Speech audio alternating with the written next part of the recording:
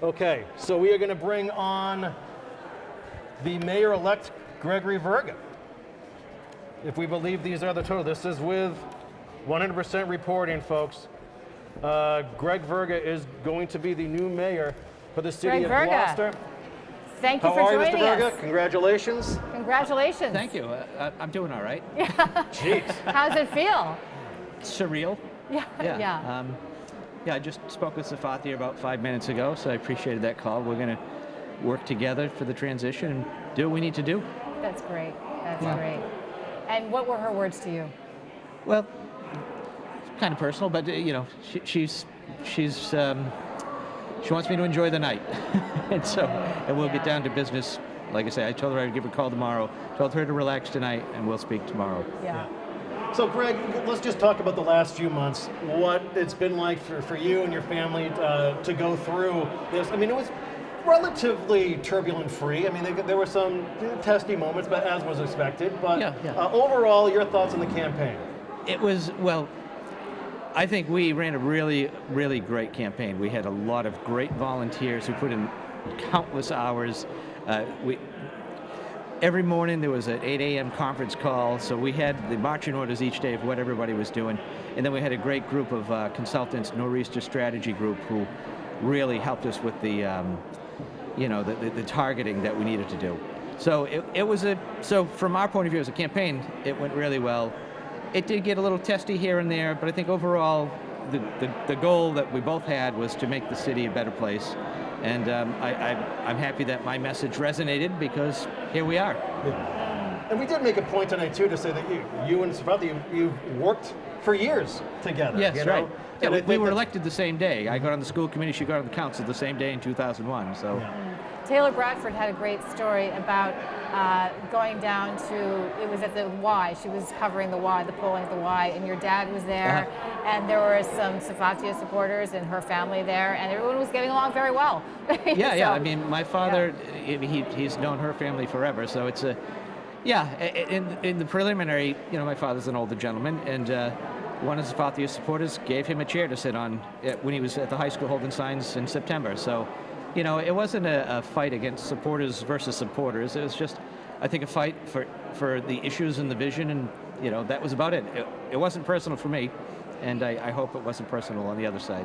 Right. So remember, Greg, at one point in one of the debates, you were asked what you plan to do within your first, say, 100 days or so in office. So as you make this transition now, what are those hot button issues that you need to address? Well, I mean, the first thing is to sit down and talk to individually to managers, and let them know there's going to be a little different way of doing business, and I'd like to see what they've been working on, what their plans are for the next 6 months, and we'll decide where we go from there. But so that's the key. Make sure we're all on the same page. The end result is we're customer service oriented, and the customer is the resident. And so I want to start with the top, from me as the new mayor, right down to the managers, middle managers, rank and file, so everybody feels like we're all in this together to make the city a better place. But obviously we've got a lot of other big issues. I was just talking to Senator Tarr about the ARPA money, so I'm going to meet with him, talk about what the options are, the opportunities. But we've got a lot of things to do. I mean, I don't really have a laundry list on me right now, but there's a lot that we've got to do to just the transition itself, getting up and running, getting the new administration going, is going to be the focus for the next 60-odd days till January 3rd when we get sworn in. Mm-hmm. But I'm looking forward to working with the new city council, the new school committee, and, as I said before in previous interviews and debates, I'm not looking for 9 councils to be lockstep with me or 6 school committee members being lockstep, but we're going to have a respectful deliberations and debates on the issues. And in the end, whatever the decision is, we all move pushing in the same direction. Mm-hmm. So you're speaking so professionally and so well and so much like a leader and a business person perhaps, and I'm going to ask the soft, touchy-feely question, okay? So how about healing? I feel as if, you were saying that the campaign went pretty well, but there were definitely some difficult moments, and it felt, if watching it from our seats, it felt like there was a lot of divisiveness. And a lot of that is the residue of the pandemic and people being exhausted and hurt, and a lot of the turmoil in City Hall. So how do you begin to address that as the mayor? Well, like I said throughout the campaign, I want to return a sense of professionalism, set a tone of mutual respect, and I've also said during the campaign, I know there were people running for other seats who didn't support me. They're going to be treated the same as the people I knew who did support me, and that's how it should be. You know, we back to what I said earlier. Our goal is for that end customer, the resident. So it doesn't matter whose side you were on. January 3rd is a new day, and we're going to focus on what we have to do. My phone is blowing up here with text. I bet, yeah. Anyway, but so that's the thing is I want people to be very clear. I'm not going to hold any grudges against anybody. We're all in this together. It sounds so cliche, but that's the fact.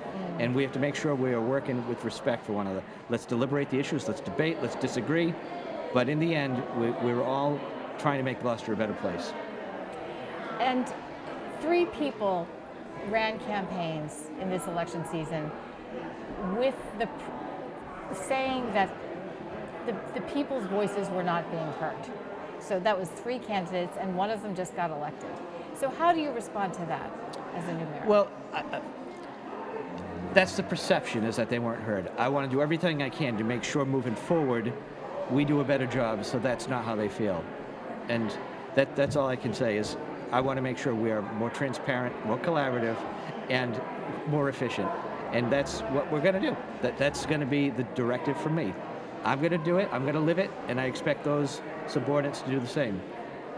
It's that simple. Yeah. So, Greg, not to get too touchy, but a big part of your campaign was resetting. Yes. We want to reset things. So now that they have been reset, what do you say to folks who maybe wanted to hear more platform messaging or on specific topics now? How do you address them? Right. Well, I feel we did address a lot of it through the debates, the interviews, and through my website.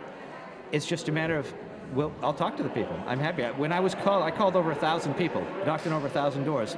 I gave them my cell phone number, and several called me to ask questions. Even today, standing outside of the different polling places, people were coming up to me asking specific questions about specific issues, and I was offering, an honest opinion of how I felt and what my vision was for the city. So I'm happy to talk to anybody. But we've got a lot of work to do between now and being sworn in, and I just want to make our city a better place tomorrow than it is today.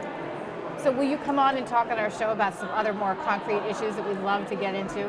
Oh, yeah, absolutely. Okay, that would be great. Greg, so one thing that stood out to me throughout your campaign was the confidence that your campaign team had literally from day one. So where did that confidence come from? Well, I think they were confident in the message. Until those results were phoned into me and then literally handed to me as semi-official, there was always the possibility somewhere in the back of my mind that I was going to lose. So it wasn't overconfident. It was confidence in the message, and confidence that we were doing everything we can, doing to the best of our abilities to get the message out there. And we hoped it would pay off, and it appears that it has.